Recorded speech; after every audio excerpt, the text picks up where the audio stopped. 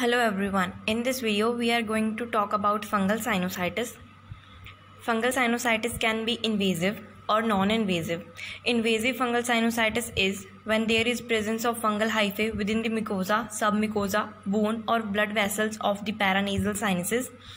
And non-invasive fungal sinusitis is when there is absence of fungal hyphae within the mucosa and other structures of paranasal sinuses. Many different species of fungi they are found to involve the paranasal sinuses, the more common being Aspergillus, Alternaria, Mucor or Rhizopus. They may involve single or multiple sinuses. Example of non-invasive sinusitis are fungal ball or mycetoma, allergic fungal sinusitis, and example of invasive sinusitis are chronic invasive fungal sinusitis and fulminant fungal sinusitis.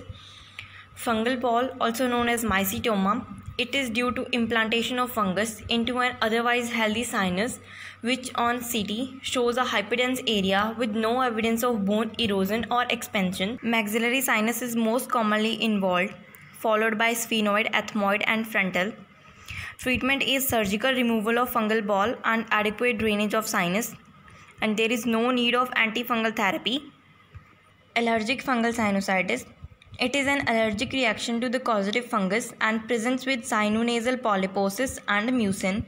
There is no invasion of sinus mucosa and more than one sinus are involved on one or both sides.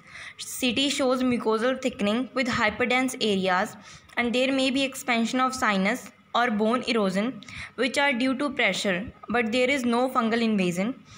Treatment is endoscopic surgical clearance of the sinuses with provision of drainage and ventilation. This is combined with pre and post-operative systemic steroids. Chronic invasive sinusitis. In this, the fungus invades into the mucosa and there is bone erosion by the fungus, and the patient presents with chronic rhinosinusitis. CT shows thickened mucosa with opacification of sinus and bone erosion.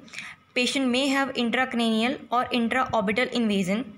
Histopathology shows fungal invasion of submucosa and granulomatous reaction with multinucleated giant cells. Fulminant fungal sinusitis. It is an acute presentation and is mostly seen in immunocompromised and diabetic individuals. Common fungal species are Mucor or Aspergillus. Mucor causes rhinocerebral disease. Due to invasion of blood vessels, mucor causes ischemic necrosis presenting as black eschar involving inferior turbinate, palate or sinus. It spreads to the face, eye, skull base and brain. Treatment is surgical debridement of necrotic tissue and IV amphotericin B is given. Aspergillus infection can also cause acute fulminant sinusitis with tissue invasion, and the patient presents with acute sinusitis and develops sepsis and other sinus complications. Unlike mucor infection, there is no black eschar formation. Treatment is antifungal therapy and surgery. Thank you.